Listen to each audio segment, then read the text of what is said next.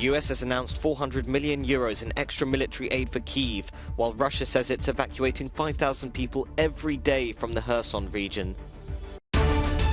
German Chancellor Olaf Scholz is in China for a bilateral meeting, calling for changes in the economic relationship between Berlin and Beijing. French MPs support their colleague Carlos Bilongo after a far-right deputy appeared to make a racist remark towards him. He has now been suspended.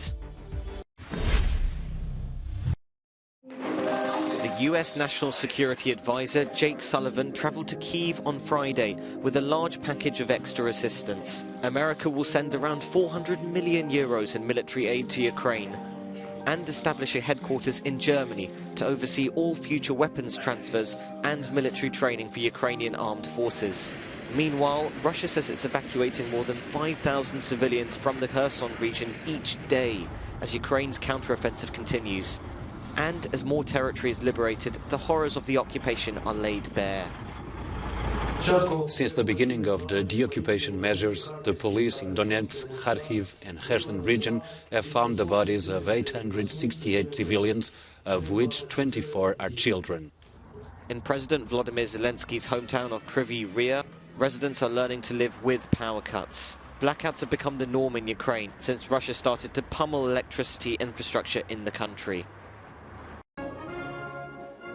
During his visit to China, German Chancellor Olaf Scholz called for changes in the economic relationship between the two countries.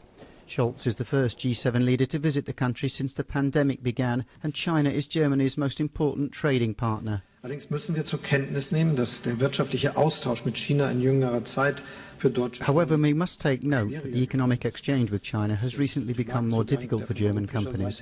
This applies to market access, which is very open from the European side, while China is closing off many sectors. This applies to the protection of intellectual property and also the disruption of economic political relations. We're also noticing that China now talks more of economic independence, whereas economic exchange used to be in the foreground, and political objectives also determine economic action. We had a very frank and detailed discussion about all this. I stressed to my host how important it is from our perspective to address the imbalances. Ich habe gegenüber meinen Gastgebern betont, wie wichtig es aus unserer Sicht ist, die Ungleichgewichte zu beheben. The Chinese premier was equally frank. While sharing Scholz's views on security, he also acknowledged the two countries had a different outlook on other issues.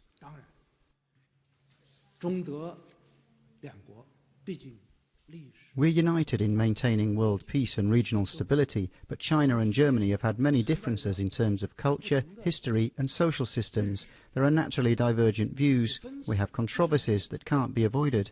We also had quite honest exchanges on that. Ahead of meeting the Premier, Chancellor Scholz spoke with the Chinese President Xi Jinping. It's his first visit to China as German Chancellor.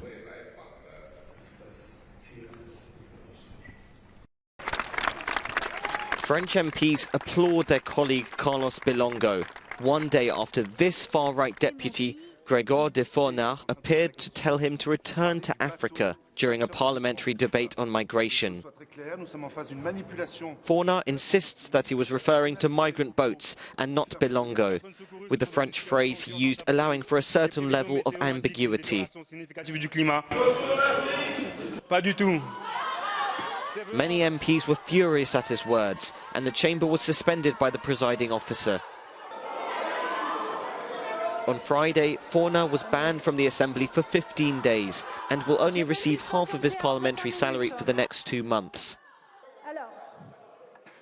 This is only the second time a deputy has been excluded from the chamber in the history of the French Fifth Republic. However, the president of Fournard's National Rally Party, Jordan Bardarella, has denounced what he called manipulation of his comment into disgusting words.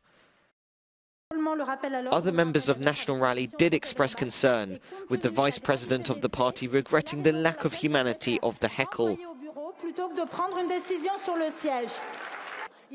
Nonetheless, this incident is adding fuel to an already tense debate on migration and race in France.